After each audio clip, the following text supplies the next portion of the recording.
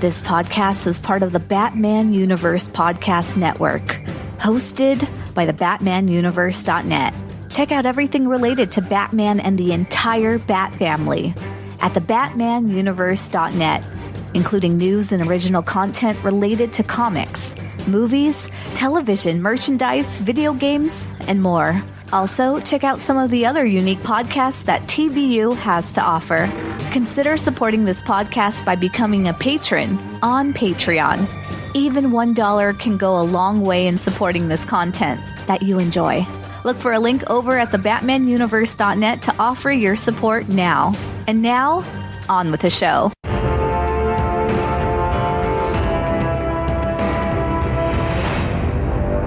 Hello, and welcome to the Batman Universe Comic Podcast, Season 14, Episode 11. I'm your host, Ian, and I have with me... This is Dev. And this is Theo.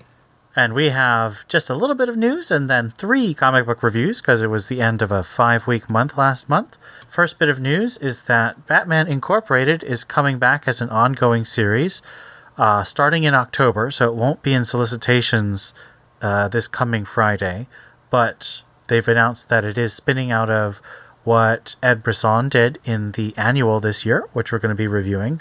And the starting artist, at least, will be John Timms, who also worked on that annual.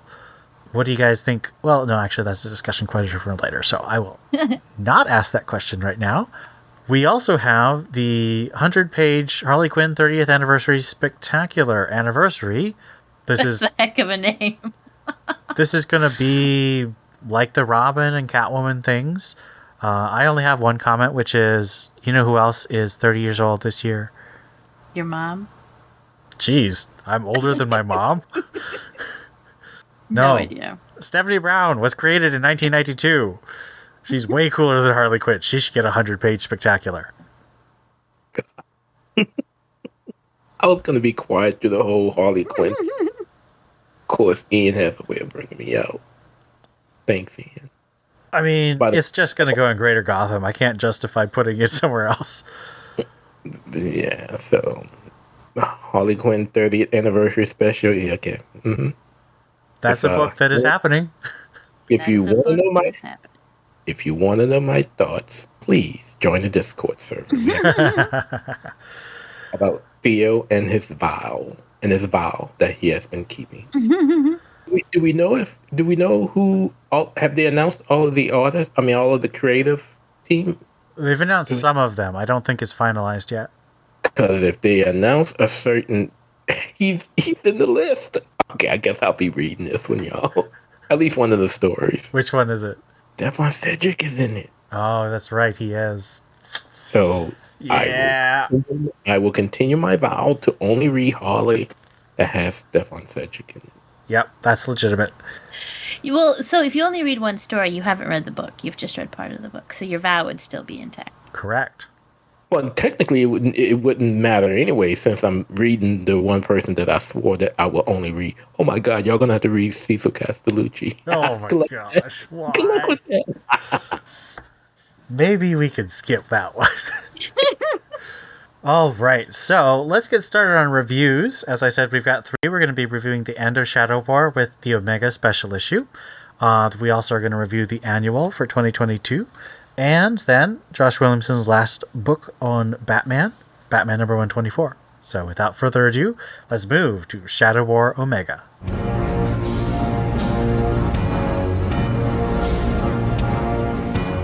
Shadow War Omega, written by Joshua Williamson, art by Steven Segovia, Mike Henderson, and Howard Porter. As Shadow War Omega number 1 begins, Geoforce recounts the death of Markovia at the hands of Ra's al Ghul. He wants revenge, and the end of the line of the Al Ghuls. The death of Deathstroke is a desired after effect. Batman tries to talk his old friend down, while Angelbreaker breaks off her fight with Ghostmaker to attack Geoforce. Bryon repels the attack, giving the Secret Society a chance to grab the body of Deathstroke, while Geoforce rips the palace apart. Dravenger tries to get to her fallen father, but she is cut off by the destruction. Batman, Robin, Talia al Ghul, and Ravenger leap out of the collapsing structure just as Black Canary arrives in the Batwing. The people board while Dinah hits the afterburners to get out. Batman has ordered Batman Inc. out, and all the forces in the battle scatter. Geoforce brings down the plane, stranding the five. Geoforce creates a rock giant to destroy Talia. Robin uses a grapple to climb the giant to face Geoforce. The two fight, and Robin brings the Markovian down with a kick to the face, declaring that heroes do not kill. Batman catches Robin before the crumbling giant crushes him. Talia now has her blade to the throat of the wounded and defeated Geoforce. Robin goes to stop his mother from killing the man by telling her that Roz wanted to be better. He reaches Talia, and she relents on killing Geoforce, just giving him enough time to mount one more attack, which is quickly stopped by a kick to the face. Geoforce is taken into custody. Rose goes in search of Deathstroke. Angel Breaker escaped with the demon's shadow. Black Canary goes in search of her. Ghostmaker will continue to lead Batman Inc., and Talia turns herself into the DEO. This leaves Batman and Robin, their conversation about the Lazarus tournament and the boys' romantic life, which is cut short by a call from Oracle. Barbara reports that Killer Moth and Firefly have teamed up and are headed for Slaughter Swamp. Batman responds, and Oracle asks if he wants to call in backup. Batman decides that this is a job for Batman and Robin. The epilogue shows the secret society with the body of Slade Wilson.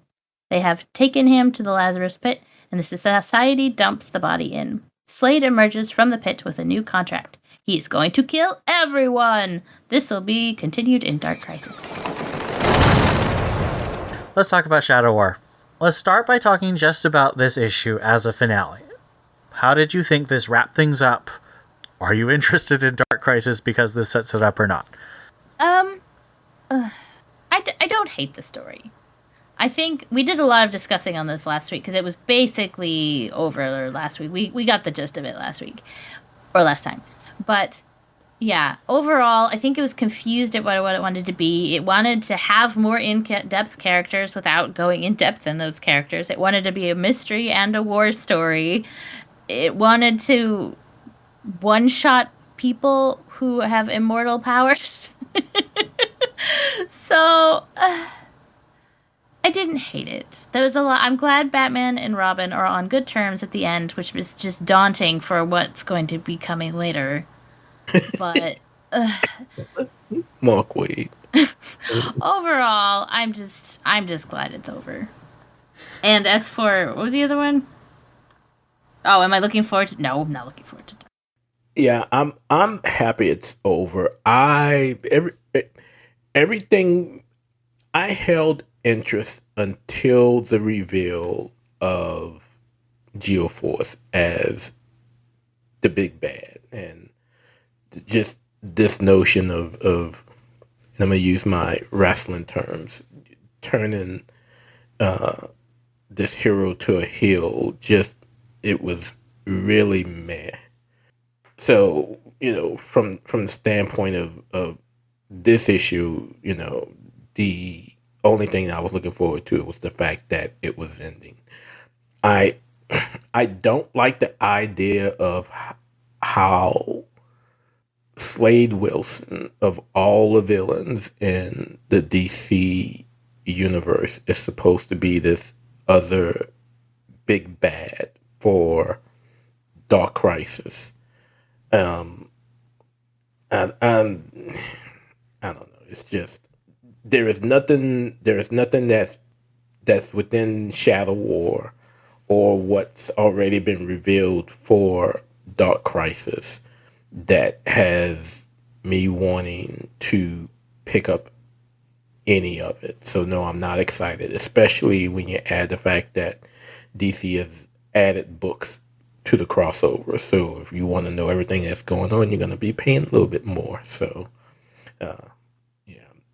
not excited, not at all. I think that this was a decent ending. I think the way they presented Brion as the person who wanted to kill Talia and Deathstroke, I think to some extent they made too good a case. Talia wiped out an entire country. She wiped out Markovia. Yeah, that's fair.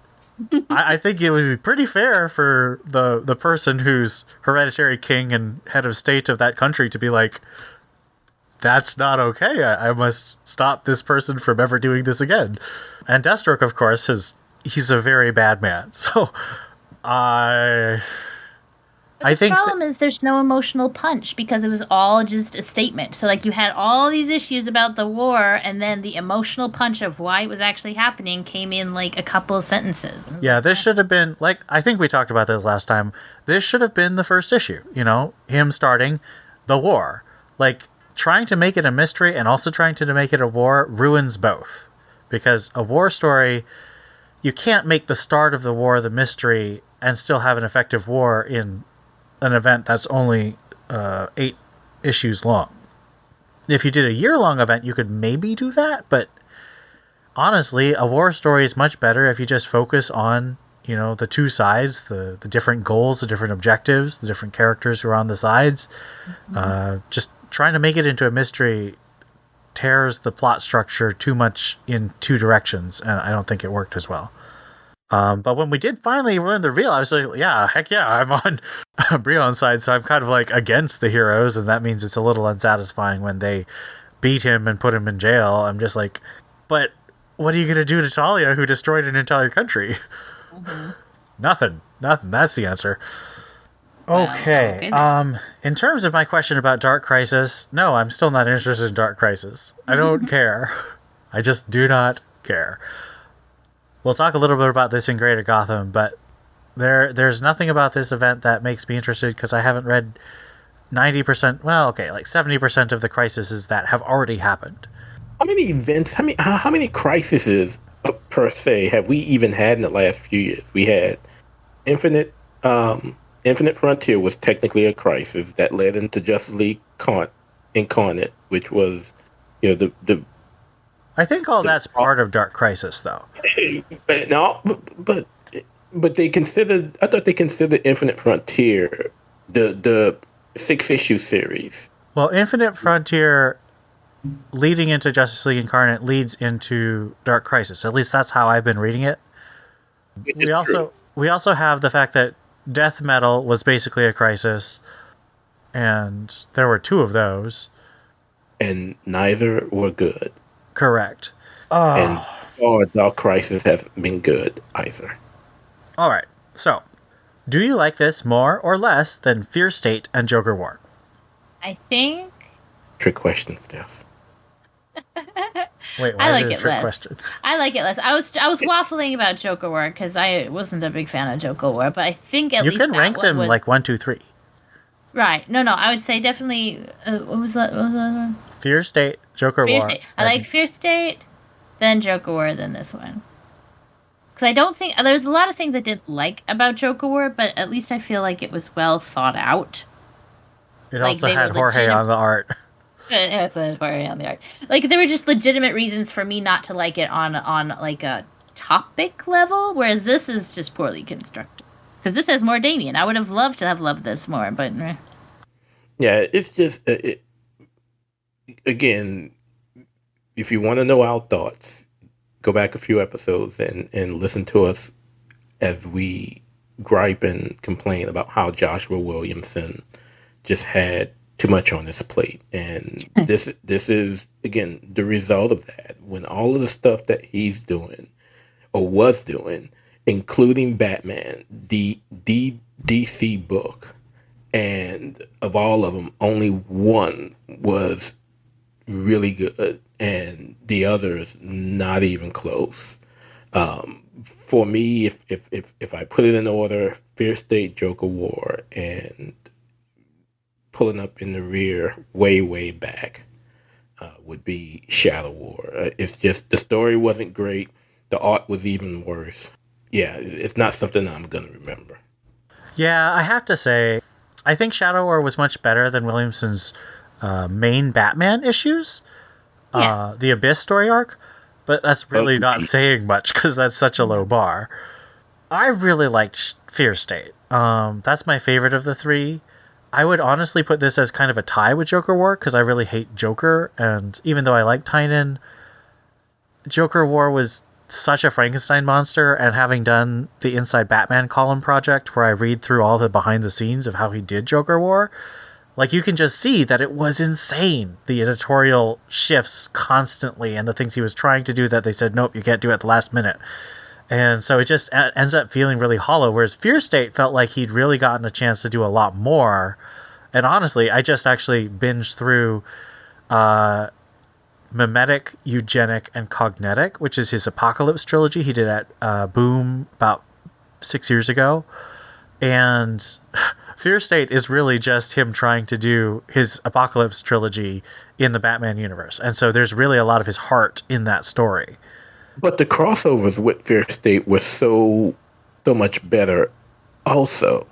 Well, I mean, that's a little tricky because technically all the crossovers are written by Williamson in Shadow War. So there really aren't any tie-ins except for maybe the Warzone, which sucked so hard. Well, they had crossovers with Fear State, but it was just done by the regular writers. Right. And helps that, you had Ram V as one of the people, and Stephanie Phillips was doing a pretty good job with the Harley tie-ins too. So it was with the parasites. Yeah. That parasite needed to go away. Steph loved them. I love them. They're my favorite. This is a lie. Steph did not like them. All right. So, last question, and the most important question. Will Angel Breaker matter or be completely and utterly forgotten when some other new character loses her shirt? No one cares about Angel Breaker. Who cares about Angel? So I'm not all over the internet. Does anyone care about Angel Breaker? Absolutely not. I have seen zero conversation on any of the sites I'm on. And that displeases him. No, it doesn't. So what? Wait, hold on. Joshua Williams or Ian? Wait. So if you bring her up every single episode, like you do bring her up, like she's your comic book crush, and I mean, you talk about her like I talk about She-Hulk, and you have zero interest in whatever happens to her. It's the Shadow War Zone. The story that was supposed to tell me more about her didn't tell me anything, so I gave up on her after that. I was really mad. We hate you. No, this was a joke. I just think it's funny that they gave her like so much build up and cover for the Warzone, and then she's like completely forgettable character. She is. No one is going to care in 1 month about her. I mean, just put it this way: she is a placeholder until Talia comes back, and I'm pretty sure she's going to go the way of all of us when the Lord calls us home. Talia's going to take her out. And you won't have to worry about it. She's just so obnoxious because they didn't do anything with her. I mean, the closest they did to doing something was that interaction between her and Black Canary. But, I mean, you only got so much. I don't know at what point they're ever going to bring it up again, even though Dinah is actually, since she has a connection with Ghostmaker, she might show up in Batman Inc. Now that I'm thinking about it. I'm just waiting for her to go the way of Roz and get shot in the head and body burned. And all right, let us give Shadow War Omega a rating out of 5 Markovia craters. I am so shocked you didn't come up with some type of Angel Breaker. Haven't I done Angel Breaker as a rating before? I don't think so. Oh. Nah. Yeah, I like Markovia Craters better. It's darker. I love that Bruce and Damian make up, but it's tainted by knowing that might shatter, and Porter is still on this book, and what was supposed to be a great emotional punch was poop. 2.5. Oh, wow. Harsh. You think that's harsh? I was giving it a 2. Ooh. Like I said, the interest once Geoforce was revealed, and again, once you saw the clues, you kind of knew who it was, and I'm just like, I don't like the idea of heel turns for heroes like that. I mean, even on Young That's Justice, that's totally he's fair. Brion is a character with a great legacy of heroism, and having him as the villain here is pretty frustrating. yeah. I mean, even on Young Justice, they're portraying him kind of like an oof because he's being played by one of his own people. So I'm not crazy about that. But no, the art has always been bad, and the story just didn't go anywhere for me. And like Steph Except said, for the Alpha issue. Why didn't they get Victor Bogdanovic back for this issue? It would have been so much better. Oh, yeah. yeah, but oh well. Okay. See, So it would have been two and I'm a giving half this a then. 3. What? Wait, what? You've been wait. Huh? You haven't given one yet. Yes, he did. Did you? He said Yes, I 2. did. I said two. No, I'm saying wait because he actually gave it a 3. I did. That's more than average. Right, because I didn't hate it. What? I have to seriously be angry to give something a 2.5, because that means I basically don't think it's worth reading.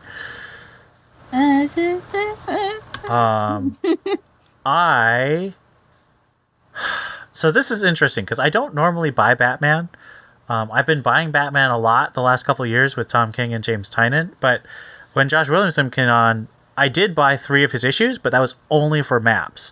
So I don't know what I would think if I had to actually buy Batman for my own collection. I might give this a lower score if that were the case. But in terms of my just evaluation of the quality, I do think it is better than average. I think it is an enjoyable enough story that I'm not mad for having read it. God gave it a 3 too. I'm gonna have to have a conversation. So yes, on the website we have 3. This gives us an overall score of 2.63 and a mode of 3. So thanks to the website, I have a mode. Are we doing a Shadow War overall? I thought that was what we just did in our discussion. Or did you want to rate the event? The event, yeah. Oh, okay, sure, we can do that. There's so much Porter art and so much Porter imitation art. I know, right? Because even when Porter's not on it, they're trying to be like him. And I'm like, why are you doing this? Please stop. Do it, Steph. Do it. I think there was enough Damian Bruce stuff that was fair to Midland, which is better than it has been. I would give it a 3 on that alone, but it is not my favorite. All right, Theo, what's our event rating? I can't do a 3. I'm sorry. A 3 means it's better than average, and I just I mean, you got Bruce and Talia kissing, you got Brian being the bad guy. That's true. Right. These are true bad things. Although I did kind of like the Talia kiss. Steph is gonna look for you. I'm expecting a knock on the door from Steph. No. Everyone's allowed to have opinions. I'm just art's fake. Even if it's wrong. Fake things. Even if it's wrong. Why we're Americans. Americans have opinions and they matter. It's hard for me to give it a 3, even if I wanted to, because I don't think I've given any of the separate issues a 3, or maybe 1. So if I did it for 1 overall, I got to be a 2.5. 2.5. 2.5. I'm really torn here. Remembering the Shadow War Zone really wants me to drop the score. Yeah, I'm gonna have to drop the score. I'm gonna 2.75. Because I do still feel like I don't regret reading this event, but that Shadow War Zone was really a waste of time. Yeah, that was totally. And the art really sucked the whole time. It was just not good art. I don't even remember Warzone. I unfortunately do. So that gives us an overall rating of 2.75 for this event. It is I think, an under par event. I don't think it's the worst event ever, but there we go. That wraps up our Shadow War. Let's move on to Batman Annual 2022.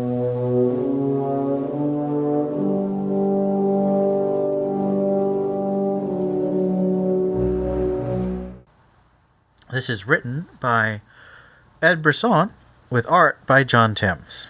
Years ago in Madrid, Spain, as a young masked Bruce Wayne and Minkoa Khan battle would-be bank robbers, they argue about Bruce's vision, where he proposes working his way up the ladder from street thug to crime lord, dismantling a criminal enterprise piece by piece. Once he hones his skills in Gotham, Bruce wants to branch out and offer his skills and expertise to crime fighters around the globe. Koa disagrees with this plan, telling Bruce that crime fighting is an art form and artists shouldn't share their brushes. In the present, at an undisclosed location, every member of Batman Incorporated arrives for a meeting. They are greeted by Batman and Ghostmaker, also known as Koa. Ghostmaker's appearance causes some frustration, confusion, and rage, especially with Chief Man of Bats, who has less than fond memories of Ghostmaker from his experience in Shadow War. Before Batman can answer the question as to why Ghostmaker is there, Ghostmaker himself informs Bruce that he has already done research into the team on his own. Years ago, when Batman first created Batman Inc., he approached Ghostmaker, as seen in Ghost Stories, the introductory arc of his character. It was an uneasy meeting, one where Batman pleaded his case. In removing warlords and eliminating criminal threats in cities across the globe, Batman informs Ghostmaker that his actions have created power vacuums that led to even worse criminals rising to power. Batman proposes that Ghostmaker help him run Batman Inc., so these cities can have protectors that keep that void from being filled. After refusing the proposal, Ghostmaker traveled around the world and battled each member of Batman Inc. He found the team members lacking in skill, telling Batman as such in the present. Instead of asking Batman about these members, Ghostmaker wanted to see their power for himself. He presumed Batman would ask him once more to run the team, so first-hand experience was necessary. Batman tells the members of Batman Inc. that Ghostmaker is their new leader, and despite Koa's brash nature, Bruce trusts him. As his first order of business, Ghostmaker splits up the team into local and international divisions. Local divisions stay in their cities, while international members help maintain peace across the globe. This cuts the overall group in half. For the international team, their first mission launches in 2 hours.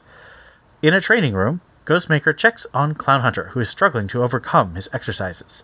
The two butt heads, and Ghostmaker tells Clown Hunter he needs to overcome his anger and learn to control himself, or he'll never be good enough. Later, Ghostmaker assembles the international team for their first assignment. They are going to Kazbek, Chechnya.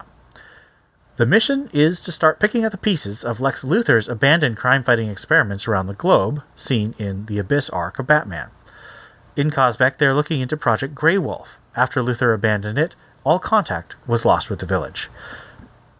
Upon arrival, the team splits into 3 groups: Ghostmaker and Clown Hunter, El Gaucho, Dark Ranger, and Batman of Japan, Jiro, and Wingman and Raven Red.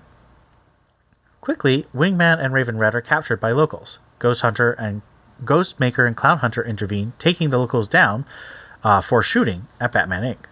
One of the locals, a man by the name of Timur, tells the team that a virus turned citizens violent. They attacked their neighbors. That's when Lex Luthor arrived, claiming to have a cure for the virus.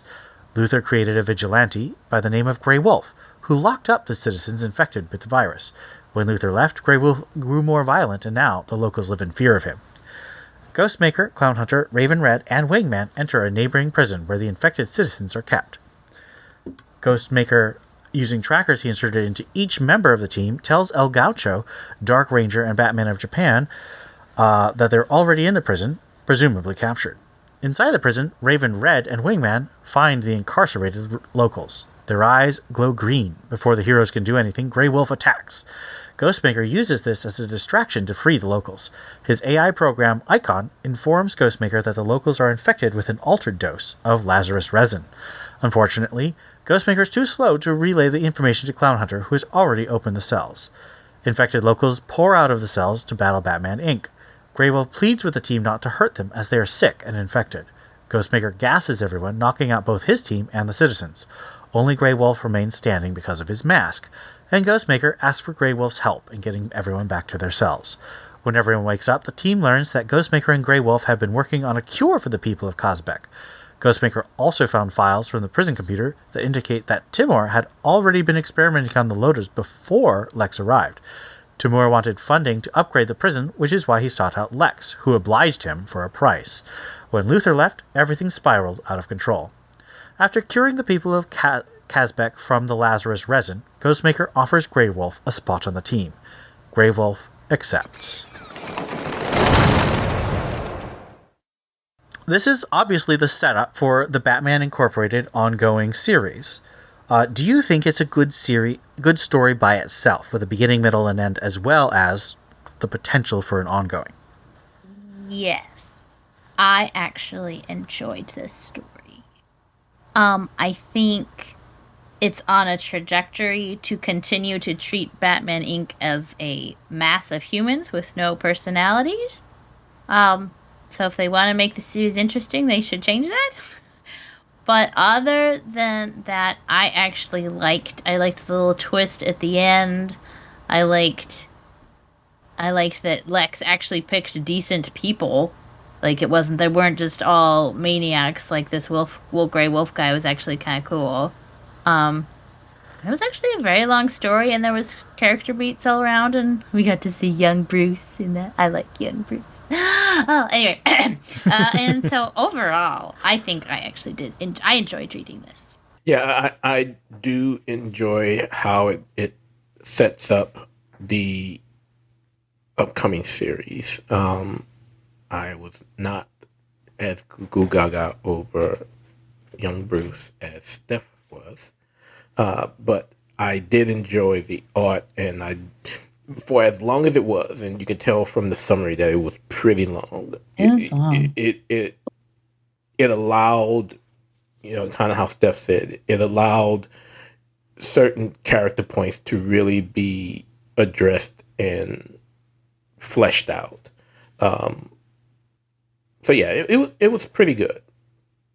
As they say, better than average. I thought this was really good. I have had a mostly negative impression of Ed Brisson's writing for Gotham in the past, mostly in Batman and Robin Eternal. I really didn't like his issues of that series, but he's really impressed me the last couple of years. His Fear State one-shot for Peacekeeper 01 was really good, and this is really good. So I'm actually really excited about Batman Incorporated under his writing. I really like the fact that he structures this issue where he sets up the new status quo with Ghostmaker in charge and his history with Batman and the Batman Incorporated members. And then he has this whole mystery that ties into what Williamson did, but you don't have to read what Williamson did, because, what Lex does is classic Lex. So you don't need to have seen the whole really messy Abyss plot. And honestly, it's better, because that plot was terrible. This, I think it's a really great little story, and I personally hope that they spend time sort of doing each one like this, but, well, that gets into a different question, so I'll stop there, but I think it's a really well-constructed story. What do you think of the art by John Timms? Oh, it was good. It was lovely. I liked it a lot. The people were clean. They looked their age. If Steph wasn't going to say it, I was, considering what we had to deal with in the regular issues of Batman as of late, this was Rembrandt. Oh, Rembrandt-like. Yeah, no, Timms did a good job. Yeah, and like Steph said, things were definitely cleaner. No, Is Timms going to be on the regular book as well? I can't remember. Yes, he is. He is? Okay. He's scheduled to be. So what I interpret that is he'll do the first 6 issues. Most artists seem to do 6 issues and then take a break. Yeah, I enjoyed it. I have not been liking Timms on the Superman Son of Kal-El book, and I didn't like some of his stuff on the Young Justice book with Bendis, but This was really cool looking. I think that maybe he fits better in like a more Gotham type setting. This obviously wasn't Gotham, but a Batman type setting where there's darker inks and a lot more blacks, whereas the Superbooks and Young Justice are going to have a lot more light. So maybe he benefits from a darker tone. But I will say, if you had told me before I read this about the creative team, I would have been like, I don't like the writing. I don't like the art very much. But this issue is a great pilot for that series. It gets me interested because of the way they demonstrate their skill. And John Timms really demonstrates a lot of skill. The design for this Grey Wolf character looks really cool. All of the established characters look really cool. I think it's going to be good. I was actually going to ask, did he design the wolf? I would imagine so. I mean, this is the first time that character has ever appeared, I think. Mm-hmm. I just don't know if that's whose responsibility is to design characters. Usually, so if it's an event, they'll hire someone. Like Dan Mora did a lot of design work for Future State. But usually, if it's just like an annual or ongoing, the artist is going to take the design work. What would you like to see from our new Batman Inc. ongoing? In terms of like villains, ongoing storylines, focus on certain characters, structure, that kind of thing. Right.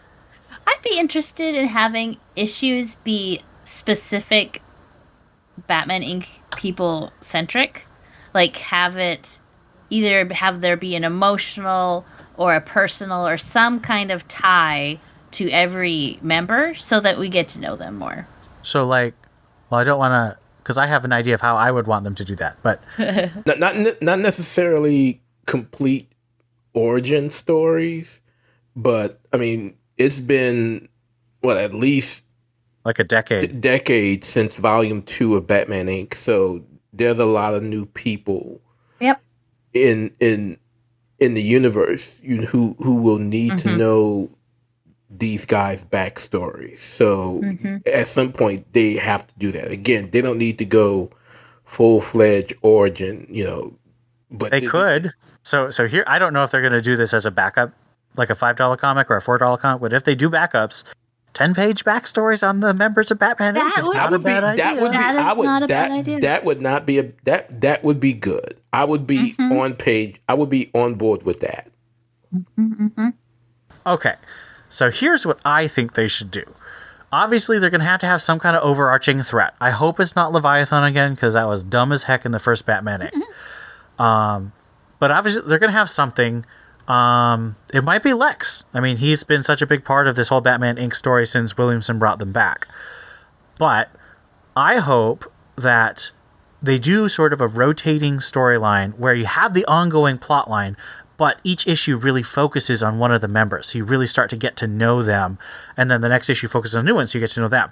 And then that way you start really building your emotional connection to each member, and that grows with each new issue having a new focus. So that's what I hope. I hope it doesn't go like a lot of team books go, and like you try and give everyone like a character moment. I think you need to do a rotating perspective. I think that's really how a good team book works. I mean, and you can already skip over Clown Hunter and Ghostmaker. Right, because they've already had a lot of focus recently. Yeah. Mm-hmm. No, I know who the real big bad is going to be. You ready for this, Ian? Yes. It's going to be the Demon Shadow and... Angel Breaker. Actually, no, I think that Angel Breaker is going to play into it because of the connection to Ghostmaker. I think that is probably going to happen. I'm just ready for a bullet to the head. I think it's more likely going to be Katana to the heart, given it's Ghostmaker, but does Ghostmaker seem like a good Batman Inc. leader? He seems like something. Very committal, Steph. They're definitely setting him up to have confrontation and not be lovely. And I mean, not that Batman was ever impeached, but he seems a little bit more confrontational than Batman, because Batman's more my way or the highway, and Ghostmaker is more like, I'll do it. I will kill you, and I will kill you. A long time ago when Ghostmaker first made his appearance, I said that at some point, him and Bruce are gonna come to blows. That will turn the anti-hero good guy that we got, back in Joker War and now in Batman Inc. to just go all out and try to kill Bruce, and they're just gonna go to blows. This might be it, because like Steph said, he's very confrontational, and if it happens as Steph wished it, and it's a katana to the heart of Angel Breaker, that will be the one thing that will definitely bring Bruce out. And if you don't believe me, ask Jason after he supposedly killed Penguin, and you saw how Bruce handled that one in Red Hood and the Outlaws. So this might be the point where at some point him and Bruce have that battle that I foretold way back when. Yeah, I think you've got something there. I think that this could really develop to a really cool, battle of the brothers, because they've really set up Bruce and Ghostmaker as sort of brothers and really caring about each other, especially if you're reading Batman the Knight. There's like a real connection there.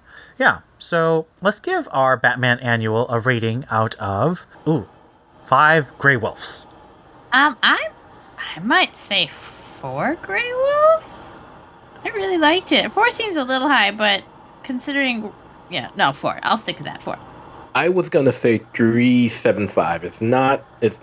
It's definitely not a 3.5, but it's not quite 4 yet. Sorry, Steph, what did you say again? I said 4, but just because I haven't embraced the 7.5, because I was definitely thinking 7. Maybe I'll leave it. 7.5, good. I'll change it. 3.75. There you go. So I would like to say that I said 3.75. I actually did all my ratings beforehand because I didn't want to be influenced by these guys.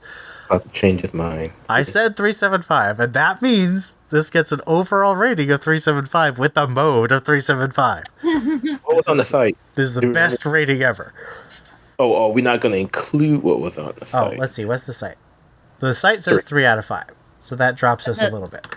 And the site doesn't do quarters. That's correct. The site. That's true. Well, but he could have done 0.5. That's true. Yeah, we're going to have to talk to Scott about that.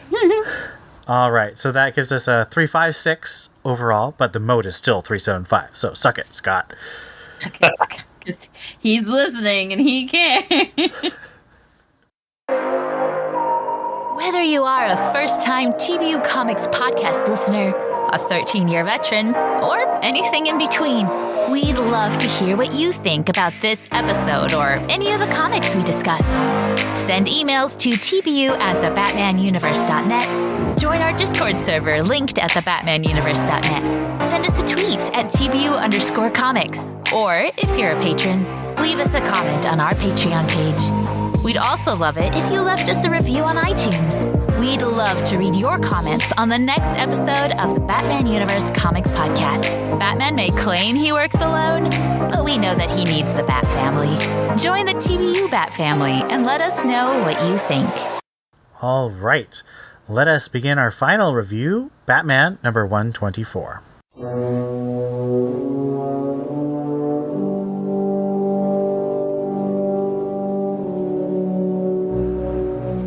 Abyss by Joshua Williamson and artist Howard Porter and Jorge Fornes. In Badnesia, a wealthy couple has a night about town now that the Batman took care of the Abyss problem back in Batman 121. Upon entering an alley, Abyss appears, assaulting the couple before the man and woman can escape. In Gotham City, Oracle calls Batman over the comm. She warns him that Abyss has been sighted again in Badnesia. Before he can answer, Oracle guesses that, given Batman's silence within the last few days, he is already overseas and on the hunt for Abyss. She has guessed correctly. In Badnesia, Batman finds Lex Luthor's old building torched. Inside Luthor's abandoned lab, Batman encounters Abyss. The two fight, with Batman quickly gaining the upper hand. He takes down Abyss only to reveal that it isn't the same rogue that he fought a couple of issues back. Detective Saya? I have no idea. Detective Kaya has been masquerading as the villain, using villain's fear of Abyss as a way to get information about her missing parents.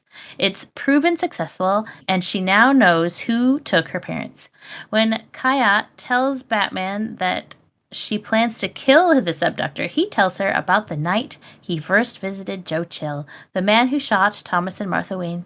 He returned from traveling abroad to find out that Joe Chill had been caught and confessed to the murders. Chill was in Blackgate Penitentiary, and Bruce Wayne stole a guard's gear after entering the prison. Up until this point, Bruce fantasized about killing Chill. He visited Chill's cell and waited for the murderer to look him in the eyes. It was then, Batman says, that he made the choice similar to the one Kaya is about to make. Kaya tells Batman that her target is hiding out at a heavily guarded club on the docks. The two head to the club and bust some goons up. Abyss captures her target, demanding to know where June and Joy Kaya are. The man confesses that he killed Kaya's parents long ago. Abyss raises her hand to murder this man. When she does, she hesitates, asking Batman if he's going to stop her. Batman says nothing. Abyss strikes her target several times, then raises her arm again for another killing blow. When Batman remains unfazed, she hesitates once more, but ultimately she demands to know where the Kayas are buried. After the killer has been arrested and booked, Detective Kaya meets Batman on the roof of the police station. She asks him why he didn't stop her. Batman tells her that he's seen other people walk this road, and that if he intervened, she would just wind up at this principal again. By letting her decide, he can ensure she won't try to kill again. Batman gives Kaya a way to contact Batman Inc. as she's ready to join the team. Before he can leave, Kaya asks Batman if he killed Joe Chill all those years ago. Batman tells her that he did not, that he stared into the dark and saw something that scared him. It was himself. Batman leaps away. So, do you think this new Williamson character, Detective Kaya/Abyss, will be a major character in the upcoming Batman Inc.? I don't know. It depends on what Ghostmaker wants to do with her. If she stays local, that'll be hilarious. It still sounds weird saying that. Depends on what Ghostmaker wants to do with her. Yeah, I don't know. I mean, probably. I don't think they'd have this. They wouldn't have this issue, if she wasn't. I suspect she will be. I am hoping. So first of all, Theo was right in that she would be the newest member of Batman Inc. So if anybody needs to win the lottery number, I take PayPal and cash only. But I hope she doesn't take the Abyss name into the series. I am hoping that since they haven't allowed Cass to take the name, that they allow her to take the Black Bat name that was in the original Batman Inc. So that's what I'm hoping. I think she's going to be one of those locals that may team up with the international team from time to time. But I'm hoping I don't want her to have that name Abyss. It for one, for the people of Badnesia, it's tied to something really horrific. So I don't think it would be wise to keep that. I agree with that 100%. I personally think that she will be in Batman Inc., obviously, but probably not a huge character. But I could be wrong. She doesn't quite feel weighty enough, but could be wrong. Do you agree with the way Williamson has Batman possibly not intervening to stop a killing? It was interesting. I think I totally agree with his logic. It's like disciplining a child. It's like, are they actually learning anything? Are they actually thinking for themselves? Are they choosing not to, steal that cookie before dinner? Whatever. Or are they just not doing it because they don't want you to get mad?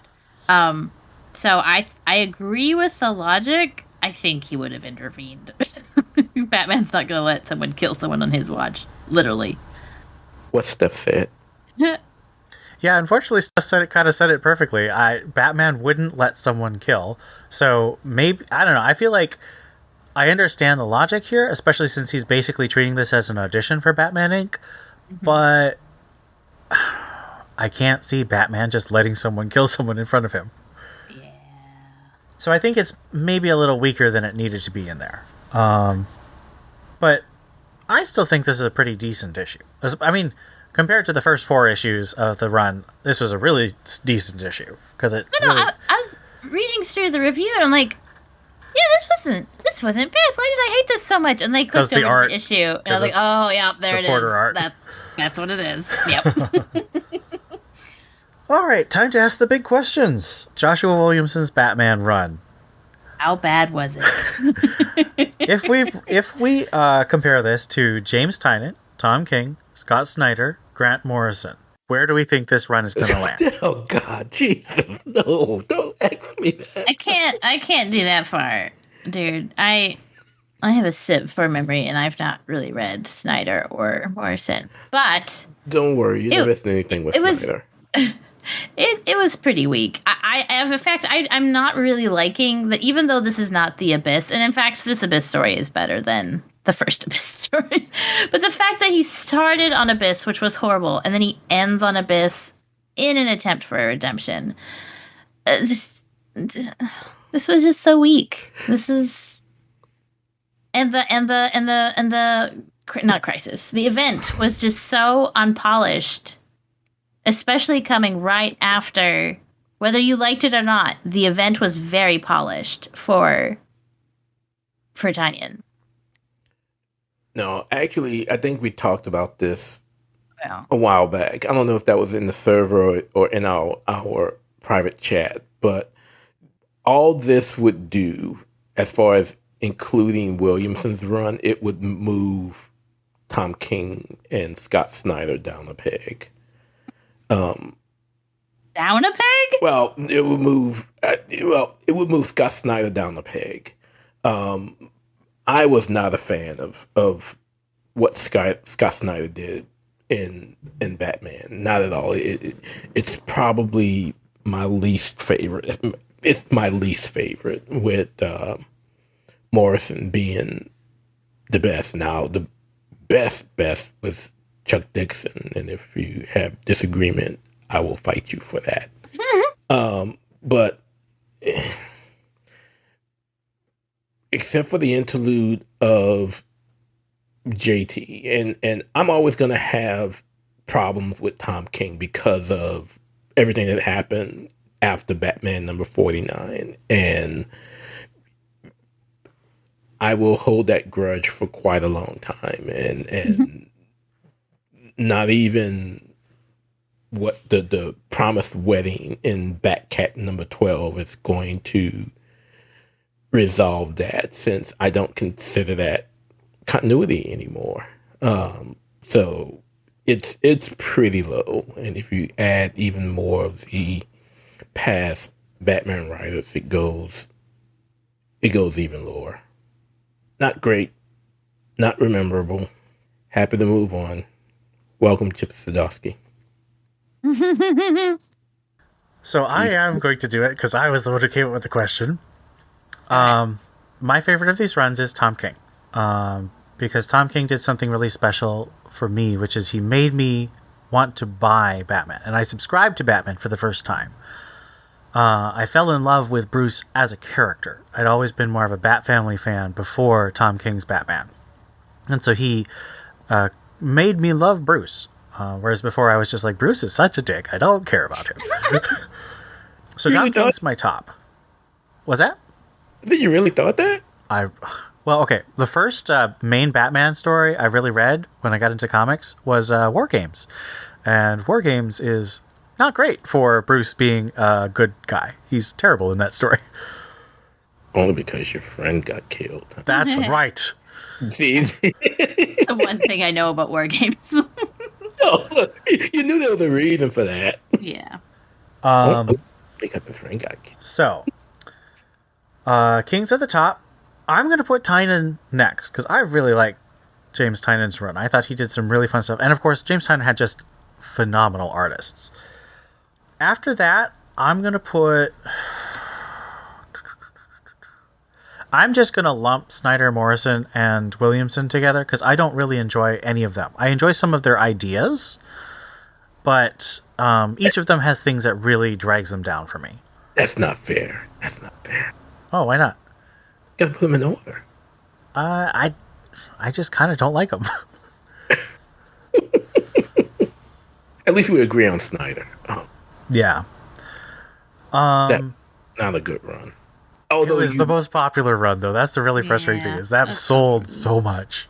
Well, and I think the reason why it sold so much is the one thing that made you a Scott Snyder fan, and that was, oh, it slipped my head. Owls. Red Caputo? No. Black Mirror? Yes. Joker face? Oh. No, Black Mirror. Black Mirror is actually a phenomenal story. It's amazing. But that Black Mirror is what made Scott Snyder.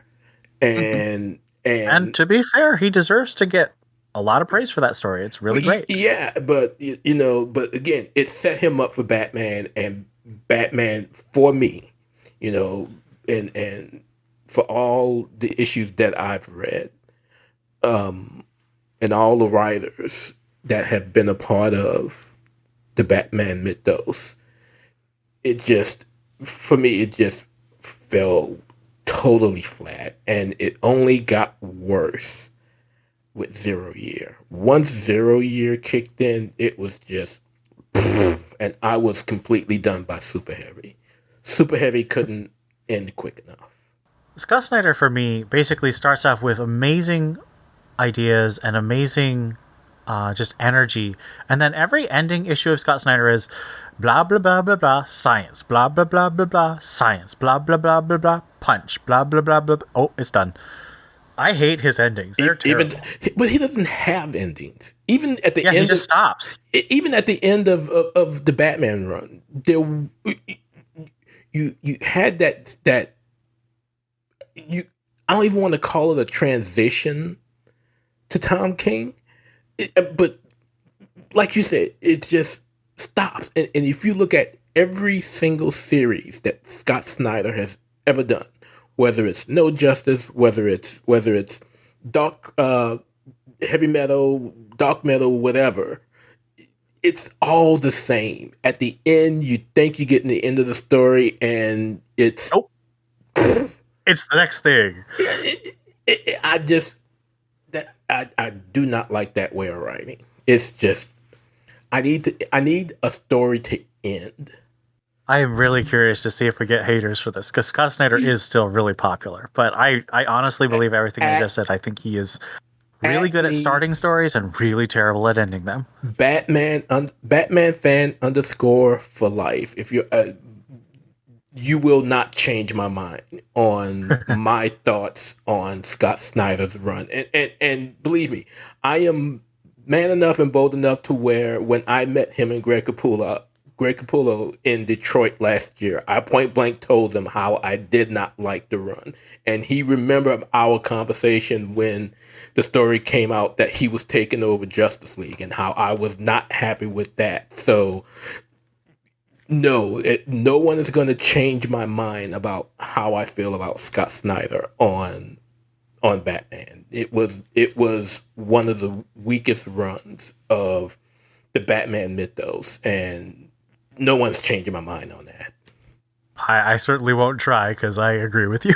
Nope. All right. Please, if you are angry, at me on Twitter, at me on Discord. We can have a conversation, but I believe it. But you're not changing our minds. No. So to sort of wrap up our question about Williamson's whole run, do you think that the fact that this is so short is playing into how much we really aren't enjoying it? Because I think all of us are putting it in the lower half of the runs. Agreed? Oh, yeah.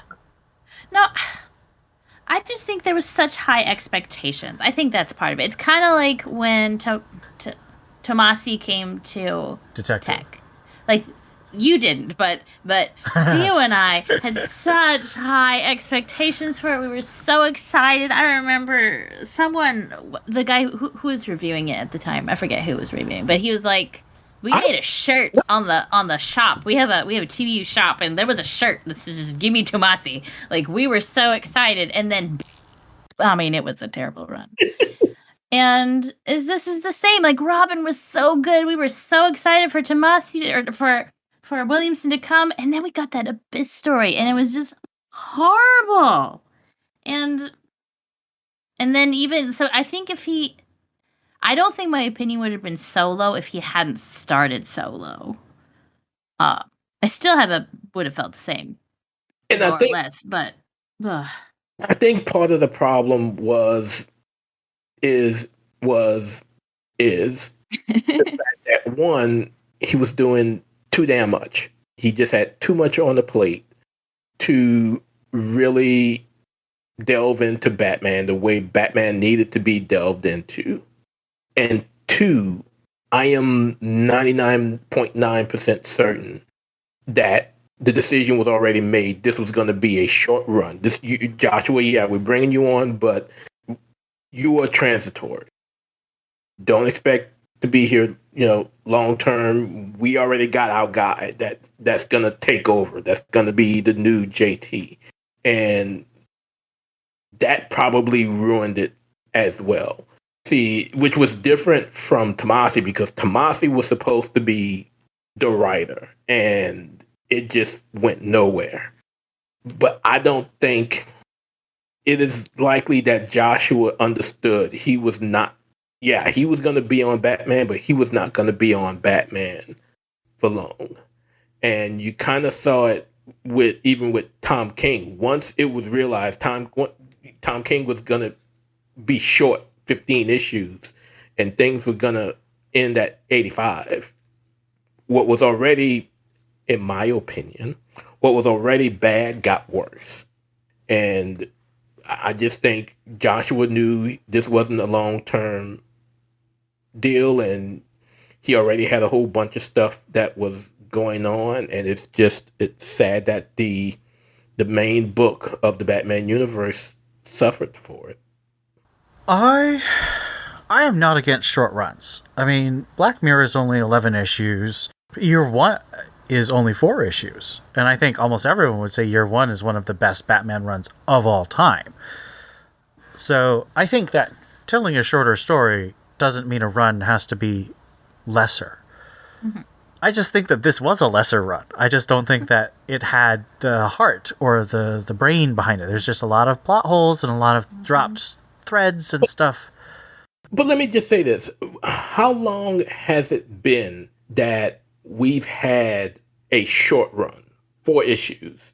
It's been a long time. That wasn't meant to be a transitory run. Right, because Tynion was originally going to be just the 15 issues up to 100. He managed to get himself the extra basically 20 issues. Right. But again, that's 15 issues compared to Abyss.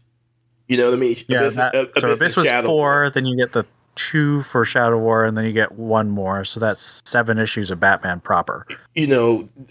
James Robinson, Brian Edward Hill, and their mini runs on Detective, again, they were meant to be short. They were meant to be transitory. Right. And I think Joshua Williamson's run was meant to be transitory too. I just don't think they had any plans on him being Batman long term. And just like we're going to see next week when we talk, or next episode when I talk about Detective, this last arc of Tamaki's, it just ends because at that point she knows it's over. And it falls flat. Spoilers. But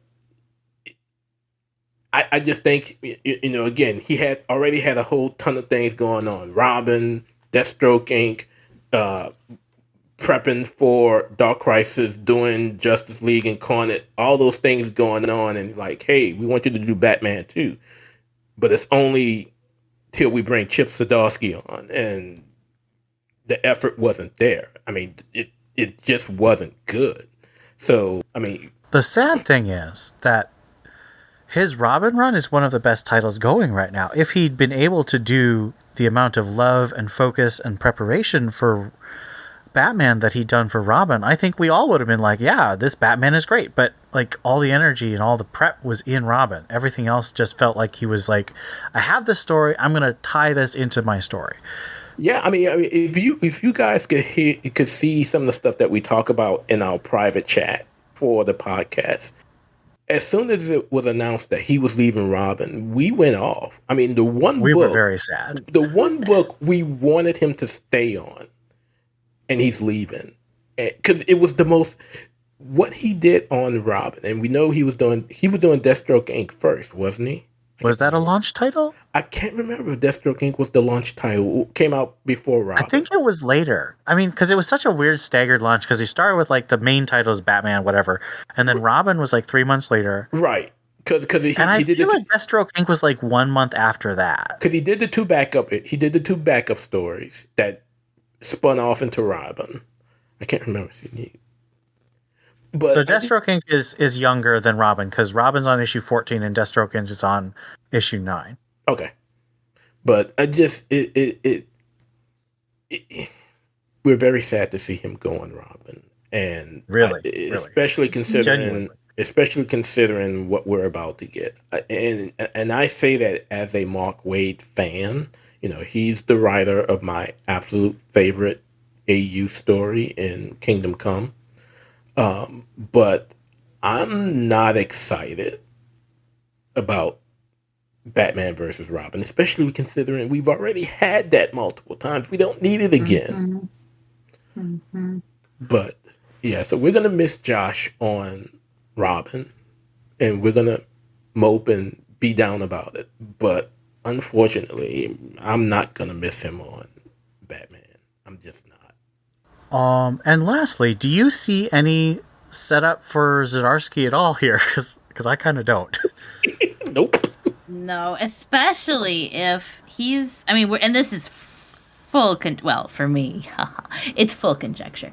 But if he's going to do... Virgin eyes. My virgin eyes haven't read the spoilers yet. But if he's doing anything in any way related to his Black Label... Is it Black Label? No. The Night? No. Oh, well, whatever. The Night. No, then the... No, that's main continuity. Is that really? Yeah. Instead of main continuity? Because I've been begging the question, is he going to integrate the Night into his Batman run? And I would love for him to do that. I think he should. I think it would be great. Mm-hmm. Oh, I think so too. Because it's a really good story. I would be highly disappointed if he doesn't. I mean, come on, you're writing Batman and the Batman origin. You gotta integrate that. So, plug for all y'all out there. If you're not reading Batman the Night, you should be reading Batman the Night. Oh man, art and writing, really solid stuff. And who's the artist, Ian? Carmine Di Giandomenico. Carmine Di Giandomenico. Or if he does, and I said this as also in the past, once he was announced as the main writer, if he does it like his Daredevil, I would be all over that as well. How do you mean? Just the backstory with, and again, I'm speaking because I already read the issue, but it's just the characterization of Daredevil and what he went through, even getting put in jail, and damn it, Steph, Junior Virgin Ears. Also, the podcast is not a spoiler cast. Yes, I have loved what I've read of his Daredevil. I'm not fully caught up, but I did just read Devil's Reign, and if he can do that kind of like really good character work, good moral themes, good writing, this Batman run's going to be great. And it's just awesome. So I mean, you know, that for decades, you know, as a comic reader, you know, that one crossover that everybody has always wanted between Marvel and DC, other than Batman, Spider-Man, and all the other craziness, but they wanted to see a Frank Miller Daredevil Batman crossover. And I know he did an interview once where he actually had a pitch for that story. I would pay to just get that pitch, because those two characters have so much in common from a persona standpoint, from a mentality standpoint. I would just, they both have a dark persona about them and what they do and how they do it. And I would have loved to see a crossover with those two. And I would have loved to have seen Frank Miller of old do that crossover. But I could take one from Chip Zdarsky too. Yeah, I don't see any setup here for Zdarsky, because really it's set up for Batman Inc. wrapping up Williamson's run and sort of tying into Dark Crisis, so that was more Shadow War. And that's fair. This is a filler arc. It's not necessary for the guy who's writing his own stuff to set up someone else's stuff. I mean, Tom King definitely didn't set up James Tynion. James Tynion definitely didn't set up Josh Williamson. It's kind of just the way the business works. So let's give the final issue of Josh Williamson's Batman a rating out of 5 abysses. 3 abysses. Oh wait, we didn't do the backup. Shoot. No, well, yeah. Do we have to? I'll read it. Backup for Batman 124, written by G. Willow Wilson, art by Danny. After Fear State, Poison Ivy finds herself in her former Eden. After combining her 2 parts into one and using her powers to save Gotham, Ivy finds that she is losing her powers and the connection to the Green, the mystical union of all plants that you read about in Swamp Thing. The gardener comes in to check on Ivy. In her state of distress, Ivy accuses Bella Garten of wanting this loss of power. Bella pushes back, telling Ivy that she remained only half of herself. Eventually, she would have faded away. When the gardener tells Ivy to go back to Harley Quinn, Ivy refuses. She's not one to be told what to do. She's going to get her powers back, and there's one man who can help her. Bella pleads with Ivy not to do it, but Poison Ivy's made up her mind. As her powers fade even more, she finds her solution from the one man who could help her. It's in a vial, and is a kind of fungus that she breathes in. When a vehicle pulls up to the desert wasteland Ivy has traveled to, a different Poison Ivy takes the hand offered to her. Why does this story even exist? It's just a 10-page trailer for the Poison Ivy miniseries. It is. And so here's the thing about Poison Ivy and Harley Quinn. They're sex symbols. Like, the whole point, not the whole point, but a large point of them is how attractive they are. So why would they pick this crappy artist? Ugh. I hate the art. I hate the story. I hate the fungus. I hate Ivy. But I was her defender in that one Harley issue where Harley was like, you need to have your own redemption story. And I was like, you go, Ivy, you go, girl. Maybe this story arc is going to be your redemption. And if it is starting out rough and gross.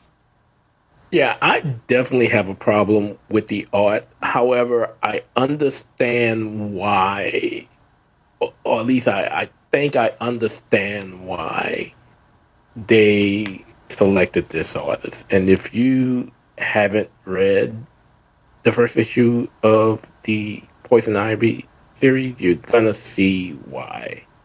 Because we're surely gonna talk about it in Greater Gotham. But yeah, this was nothing more but a trailer just to get everyone set up for series, the Poison Ivy series. I wouldn't say it's forgettable because there are things that goes on in issue 1 that falls back on it. Now, if I can remember, there's other stuff going on in other books, and I want to say Harley Quinn. No.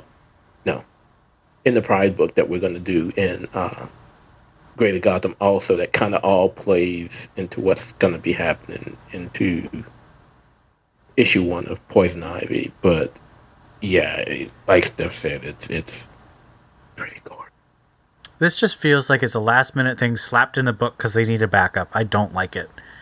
Well, you all know my thoughts about backups, or at least the backups as of late, and how they just have absolutely nothing to do with the main story, and it absolutely does nothing with regards to setting things up. Although we know this is setting up Poison Ivy, and yeah, I'm gonna be down on this until we get some backups that actually back up the main story.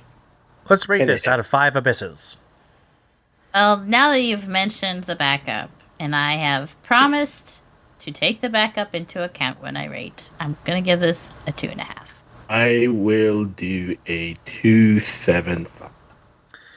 I'm going with 3 because that's what I said. I really do think this was a much better. This is the best solo issue because it's a great standalone story. It does build on stuff. It's full circle. I like the character of Kaya, the way Josh Williamson writes her. If every issue of Batman had been this level of quality for Williamson's run, I wouldn't be nearly as happy to see Zdarsky. But this is kind of like you went out on a higher note, Josh Williamson. Let's go with that. On the website, Scott gave this issue a 2. So we have 2, 2.5, 2.75, and 3. So no mode. Makes me very sad. Overall score of 2.56. That was a lot. That's what happens on these weeks where we have to cover 3. We get into it. And we've got a lot of Greater Gotham to cover too. So let's get started on that.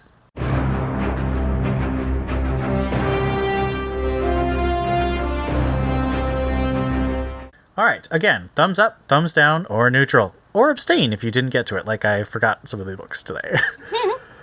Justice League Road to Dark Crisis. I'm going to give that an abstain just because I only read the Dick story in it, and I liked that, but only because he was in denial about the whole thing, and I appreciated that. Abstain. Again, I'm not excited for Dark Crisis.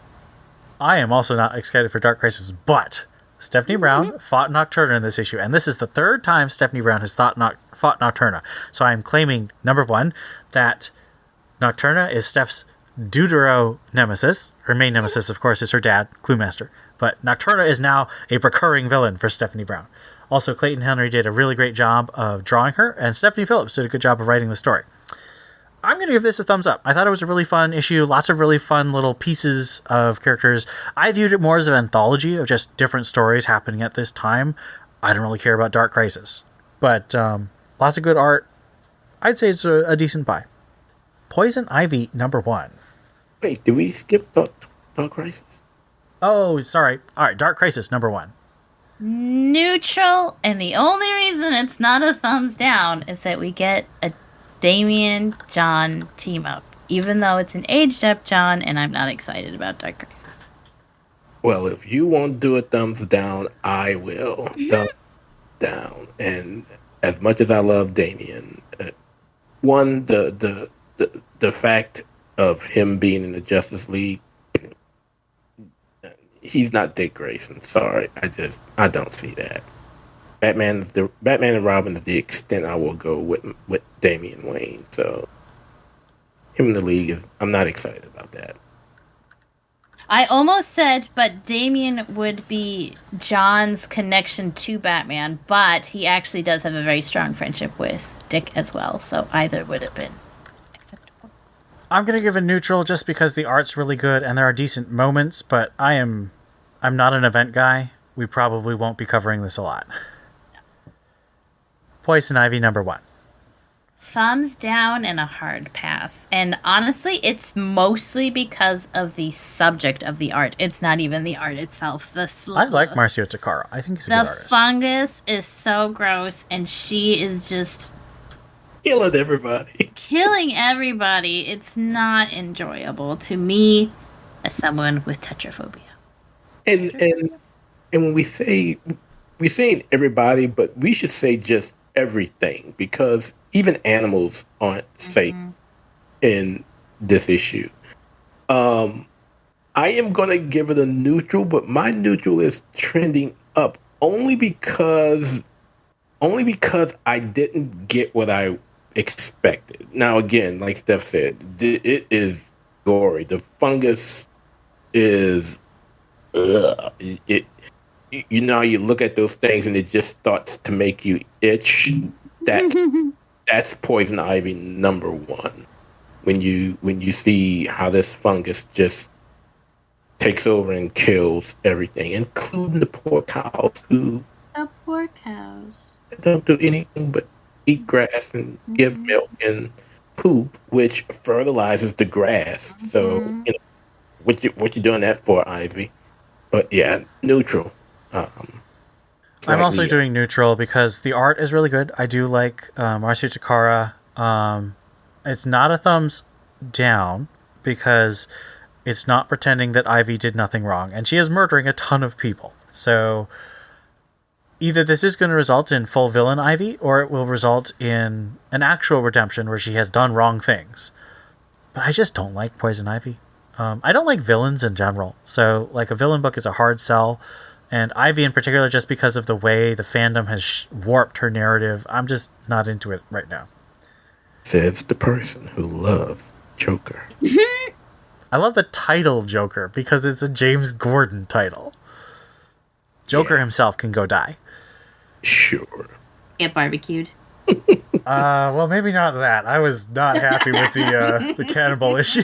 All cannibal all the time. I am not super happy about having that in my collection. DC Pride 2022. We have several stories that feature Bat characters. We have Super Pride, which John and Damian.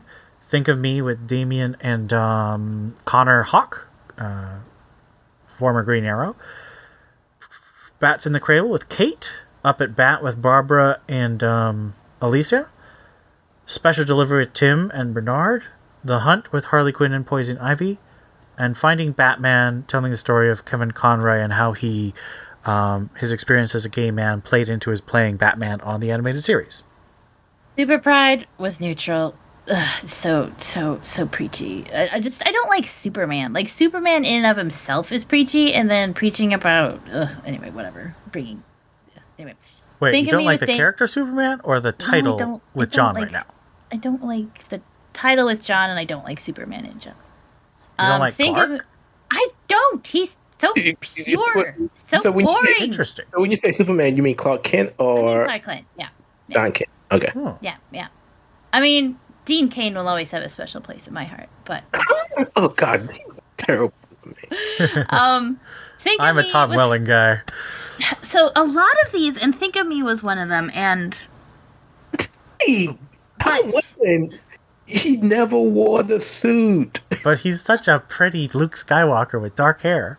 So listen, so Think of Me, so I don't know who the target audience for this book was, because some of the stories I assume were gay people and allies. So see, that's what I'm thinking. But so some of these stories were like definitions of things and just basically describing how they live, which is informative, but I don't know. It wasn't really a story. It's like very after school special. Yeah, so Think of Me was very like, this is what an asexual is. And so I was like, oh, thank you very much. Kind of already knew that, but thank you very much. That was helpful.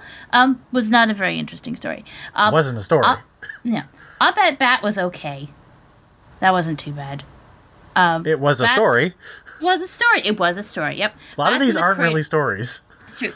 Bats in the Cradle, even though that one wasn't really a story, I really liked that because that was about a father's No, that one was a story, I would say. Would you say? But I really liked that. That one was at least a character study, and I really, really liked that one. The Special Delivery with Tim. If I have to read one more Tim and Bernard story about Tim talking about how happy he is that he's with Bernard, I'm going to vomit. Because Bernard's not a character, he's a prop. It's not prop. Thumbs down. And then The Hunt was weird, neutral. And then Finding Batman. Oh my God, I love it. Had me in tears. I was so emotional about that one. Thumbs so far up. All my thumbs, all my toes up for that one.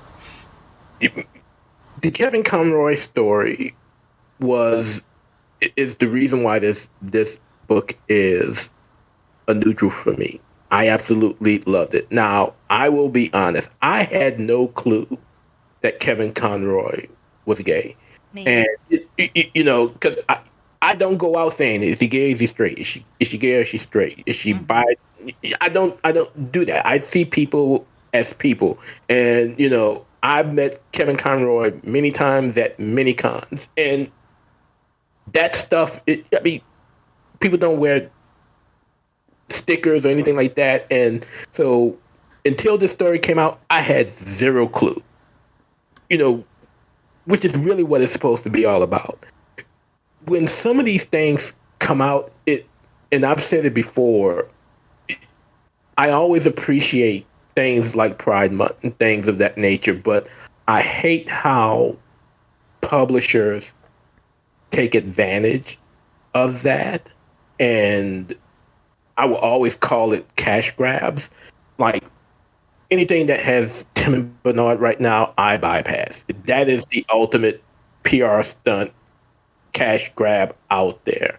I mean, and the fact that they even put it in Wayne Family Adventures, the webtoon, really pissed me off. It was not needed because, and I think Ian said it best. Bernard is nothing but a prop, and it just makes the story seem so fake and just so authentic, and I hate it. So I bypass stuff like that, because it just doesn't seem real. But it's a neutral for me because I just don't like the idea of there are ways by which you can show pride and don't just limit it to 1 month. And I just think, yeah, where's my Batwoman series that doesn't suck, guys? Exactly. We have so many representations of the LGBT community that just get forgotten in DC. Let me tell you, Marvel doesn't have to do a Pride issue. They don't have to do a Marvel Voices for Pride Month because their characters are all over. They take the time to develop their characters and introduce their characters. Their characters have their own series. But what DC does is the crap that they do in Urban Legends and just break Tim and Steph up off panel and just, oh, hey, John, I'm going to age you up at 17. Oh, yeah, we're going to make you bisexual too. Huh? Just no development. And they expect us to just accept it. And I just don't. It seems so fake in how they do some of these stories. Like Ian said, Batwoman has been around for decades. Where's her book? Give me Kate. I will love a Kate Kane book. I was enjoying that run with Marguerite Bennett and James Tynion, and then it kind of went overboard. It's a neutral for me, but DC has to do better, and it just feels it feels so fake to me in how they're doing it. I have to say this is a thumbs down for me. It doesn't feel. If they were publishing a Batwoman and a Midnighter series, I would say yeah, sure. Nope, it's like they save all their gay characters for June. That's it. Mm-hmm. Thumbs down. It's fake. It's that cash grab. Hey, worse. It takes characters and it quote unquote saves them for Pride Month. No. If they're good characters, make series, put them supporting characters, put them in the universe. Don't make a month where it's just oh, we're gonna see this character once a year. It's June, see the character again. No, that's crap. Definitely. Batman Beyond Neo Year number 3. Thumbs up. It was so good. I love the new character. And actually, as I was reading it, they kind of have this flirtiness, but she's also her own awesome character, and she hates Terry, and it's great. And I'm reading that, and in this half issue, they have given one new character more personality and made her interesting and made me ship them, even though they don't like each other, which I guess is part of it, than Bernard ever did. Those are actual thoughts I was having. It was Steph has hate to love trope imprinted on her heart. I do. And who can blame her? It's a great trope. So I'm going to abstain, but actually, when we were talking about this earlier and Steph was expressing her love for the issue, I said that I was going to take a look because I was turned off to Neo Year after issue 1. And, I haven't read it since, but Steph has... You don't need to. Just read this issue. You don't have to read the first 2 issues. Yeah, I'm in the same boat as Theo. I didn't read this, so I'm abstaining, but now I'm going to because Steph has really sold me on it. Yeah. All right, Dark Knights of Steel number 7. Thumbs up. 2 thumbs up. 2 It thumbs is up. getting fiery. Yep. I think I abstain. I don't think I read this one. Oh, dude, just one issue. I read one recently. I can't remember which one because I didn't think it was very good. This one is okay. So this is the Titans. So he finds the Titans, and they're all. Oh, I did this first one. Thumbs down. Yes. Okay, Batgirls number 7. Thumbs up. The art didn't suck. There weren't 100 bad guys, and I could follow what was going on. Those are my standards for this book. I'm going neutral. I really missed the art. Wait, hold up. I have to interrupt in this one. So I know Theo said that he was abstaining moving forward. However, and again, posted this in the server. The writing is still terrible, but the art by Rodriguez is absolutely chef's kiss. Mwah. If y'all want to have Jorge Corona just do the covers from now on, by all means do it. But that art in issue 7 was absolutely gorgeous. It's still an abstain for me because the story is terrible and I don't want to talk about it. But that art, like Steph said, was... and I know Rodriguez is not on there for long, but it was so good. Sorry. Well, an interesting issue of Batgirls for all of us. Batman Urban Legends number 16. Thumbs up. And guess why? Guess why it's a thumbs up? Why? It's all over. All the horrible stories are over. They're all done. That's not a good reason for thumbs up. I'm so excited. I'm so happy. This issue sucked. It was terrible. It was so bad. But let me just say, what makes I'm going to give this a neutral. Now it's a neutral trending down because again the whole issue was terrible. What the one thing that I absolutely loved is after Bruce gets his ass whipped by the bear, and everything is going crazy. Ace shows up, and Joker's there, and he's like, "Oh, this is my dog." Like, yeah, get him. But other than that, the issue was terrible. Thumbs I liked all the way seeing down. Alfred. This one sucked butts.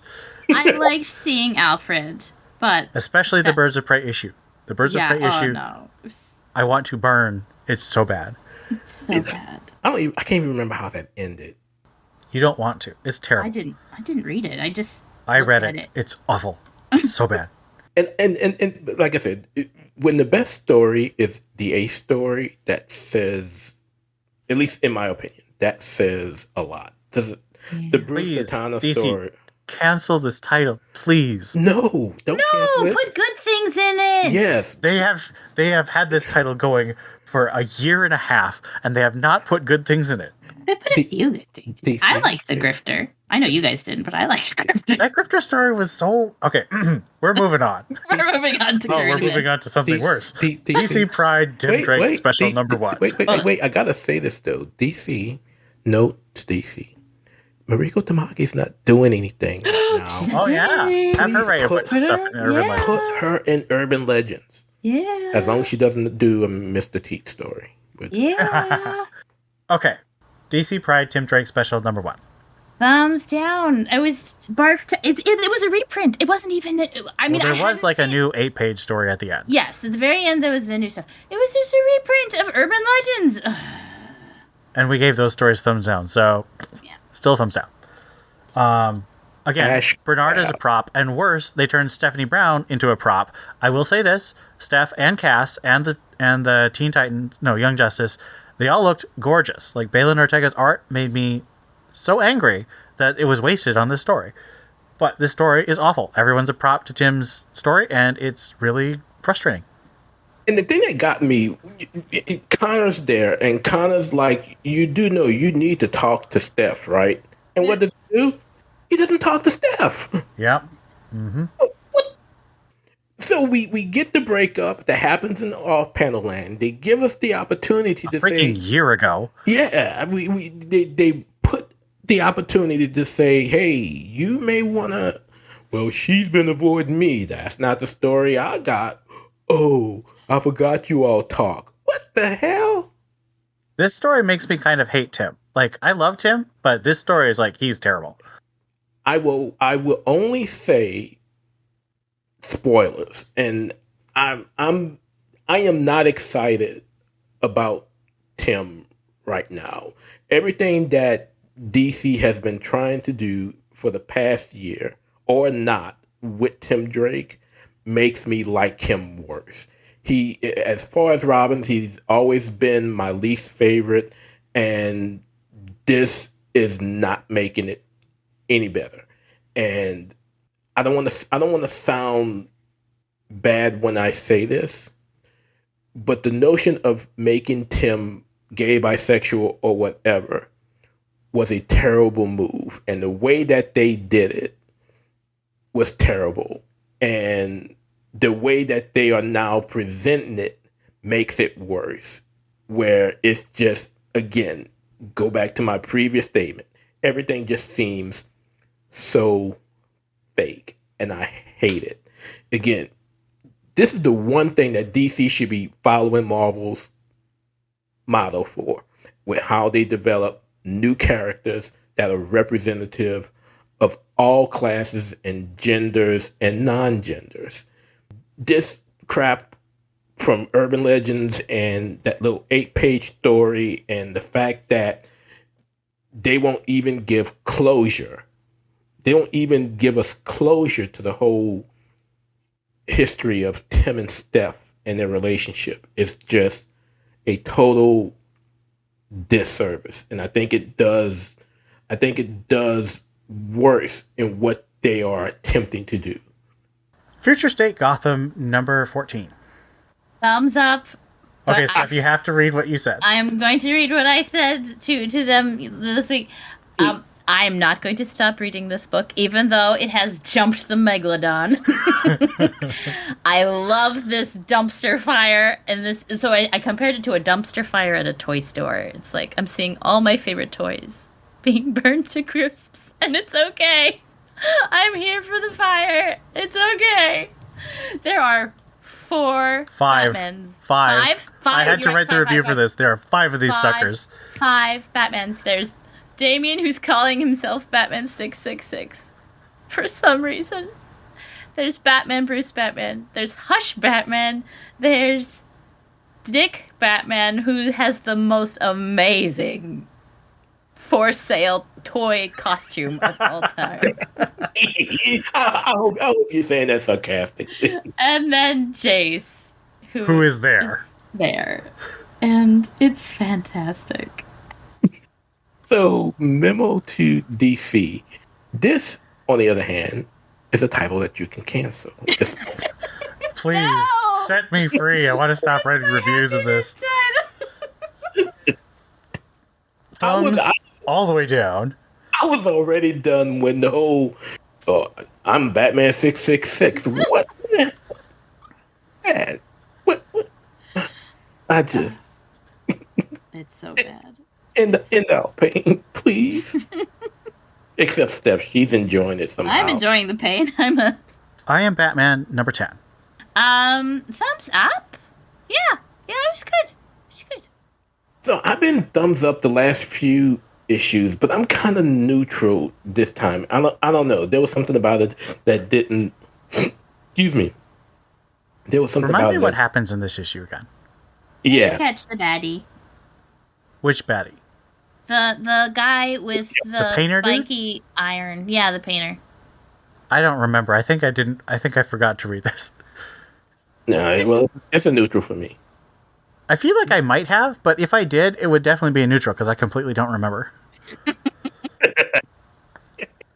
And we're ending up with Batman Killing Time number 4. Neutral? Because I think I'm confused. This is definitely a book that I'm going to have to sit down with once it's all done with like a pen and paper and an Excel spreadsheet. I don't know what's going on, but I think I'm enjoying it. I think she's enjoying it until she reads the next issue and she's like, I hate this, burn it. I abstain. I missed this issue. Thumbs up for me, actually. I mean, I've always loved David Marquez's art, but I'm starting to really sort of figure out what Tom King's doing, and I'm really liking it. I thought I wouldn't. I started out really negative on this series, and Tom King sucked me in again. Maybe he'll lose me in the end, but I'm thumbs upping right now. You know he will. Well, we'll see. We'll see. Sorry to interrupt, Master Booth. Ringing your phone now. This needs my attention. From YouTube, Matches Malone says, "Hi, reporting back. The Shadow War event turned out to be boring and disappointing. Williamson looked promising, but what he's written for Batman has been just as disappointing. What a shame. Dark Crisis has failed to grab me. The Road to Dark Crisis issue has been the most interesting of the 3 that have come out, but it's not amazing either. The Joker series fell off a lot towards the end, the rush to finish it, I guess. There was a lot of potential for a series that would entertain us for years to come. But hey, I'll still be rooting for Batman here. I want to read Chip's stories already. I'm also currently reading the 4 Spawn series, Batman, Superman, World's Finest, Nice House on the Lake, Alien, Obi-Wan, Department of Truth, and very anxious for the return of Human Target and the end of the Batman Catwoman series. Thank you so much for your great work. I listen to you every chance I get. Aww, fun and full of knowledge." Well, thank you so much. I think we kind of agreed with you on a lot of these things. Mm-hmm. Except I think Joker series is still really awesome. We'll see how the last issue comes. It's been delayed till July, so kind of frustrated that it's been like 3 months before we get the end of the series, but I really love the last issue that we got. I need for you guys, before you let this thing play, I need for you guys to rewind like 5 seconds to hear what Ian just said. that same Ian who hates villains. I hate villains, and yet one of my favorite books of the last 6 years is Deathstroke. And Joker. Yeah. Well, Joker, I have the excuse that it's a Jim Gordon book. I don't really have an excuse for Deathstroke. Except it's Priest, and he's awesome, and I can't wait for Black Adam. Woo! All right. Thank you so much, Matches. Great stuff. Really good comment there. I'm hoping that lots of people get super mad at us about Scott Snyder and write us lots of angry letters so we have lots to talk about next issue. If you want to do that, please join our Discord. Just go to the BatmanUniverse.net and join the little Discord button on the sidebar. Very friendly community. Always talking about podcasts, comics, movies, all the kinds of things. It's a great little community. And if you like that community, if you're already part of it, you can support us. We have a bunch of affiliate links, and now that Amazon has stopped allowing in-app purchases, both for Comixology and Kindle and Amazon, you can use our affiliate link even more easily, because you'll have to go through the browser anyway. And so if you click on the Amazon link on our support page, a portion of the money will go to us, and it doesn't cost you any more. So we also thank all of our patrons. If you join our Patreon at a certain level, we read your name in thanks every episode, and I will do that right now. So thank you to Lisa Slack, Ian Miller, Gerald Green, Joshua Lappenbertoni, Rob O, Tim Garassi, Robert Lewis, Stephanie Mounts, Dominic Morgan Grant, Stanton's Grave, Donald Townsend, Ed Grouse, Captain America, Mary Garrett, Austin Davis, Johnny McCloskey, Cesar Diaz, Jessica Morales, and David Richards. Thank you all for helping us keep the show on the air. And for our archives, that's the big thing. This helps pay for our server costs. And I love the fact that we have such a huge archive going all the way back to 2009. So please keep joining us.